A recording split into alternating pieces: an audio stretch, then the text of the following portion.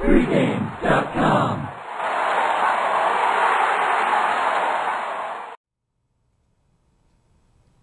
Sunday, NFL action. The Miami Dolphins go to the San Diego Chargers. I'm here with Stephen Nover. I'm Marco D'Angelo. Stephen, this is your video best bet of the week. Congrats. Last week you nailed your best bet. That was an easy one last week. You had Cincinnati and San Francisco under.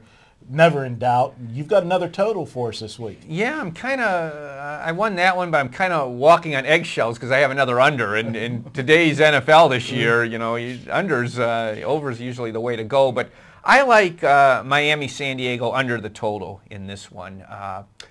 Miami, who is Miami? We saw week one, it was a shootout with Chad Henne actually playing pretty well going against Tom Brady. And as we know now on the New England end, they got no defense. No defense, but a great offense, and they're going to put up points on anybody, and their defense is going to give up points to everybody.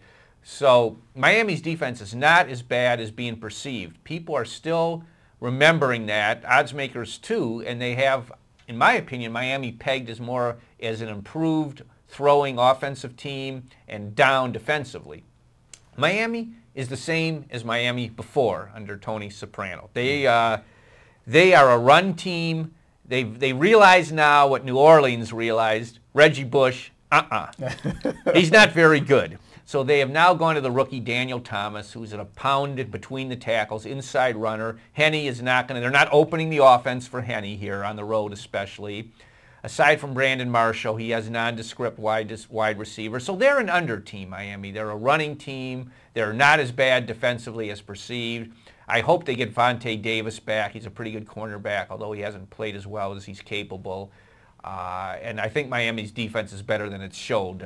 They got a bad rap against New England, which can just murder any defense. And so that's on the Miami side. Now, on the San Diego side, explosive offense. Yes, if Antonio Gates is in the offense. He's not.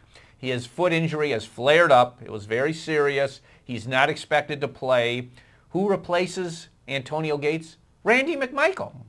Well, this isn't 10 years ago. Randy McMichael cannot run anymore. They can't even use him. That takes out the tight end as an equation.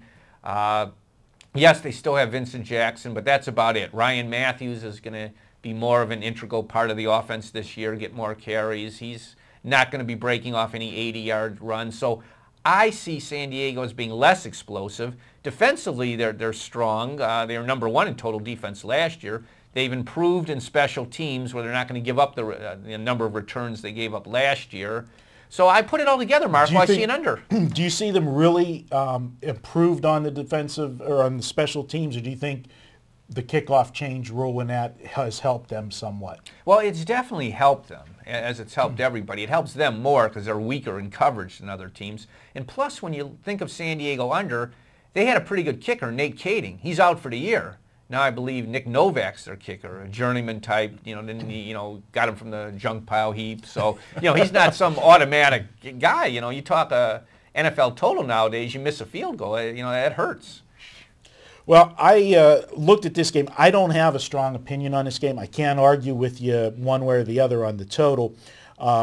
Looking at it from the sides aspect, if Miami would have one win, and I know this is going to sound weird to you, but I'm going to talk, conceptual handicapping. Yeah. I would have a big play on San Diego. And the reason being is because San Diego had what I call a buffer game.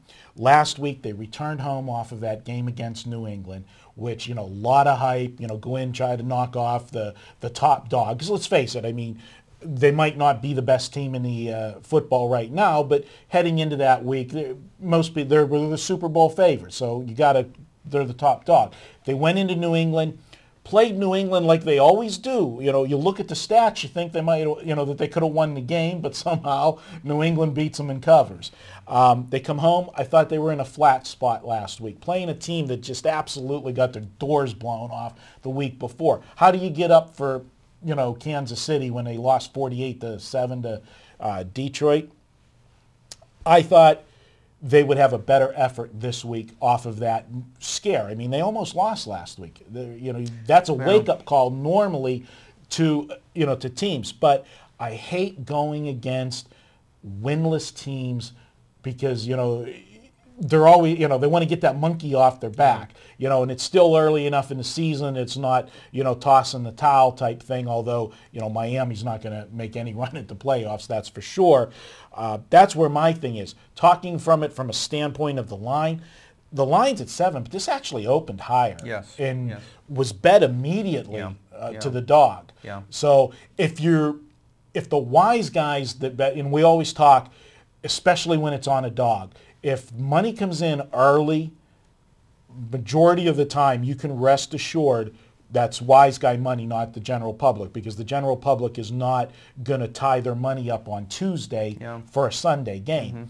And if the wise guys like Miami, you got to figure them that favors your under, because just if you're doing a correlated type parlay, Miami's not the team you want in a shootout. If it becomes a shootout, the advantage goes to San Diego. Which Miami knows. Right. Yeah, in my discussions with wise guys, they're on Miami. They like Miami here. They know Miami at 0-3. They're desperate. They're going to give an effort. They usually do. You talk about a home road dichotomy. Miami's the poster child the opposite way. Never win at home, lose straight up at home, cover on the road. They are 12-3 against the spread on the road in their last 15 road games, Miami.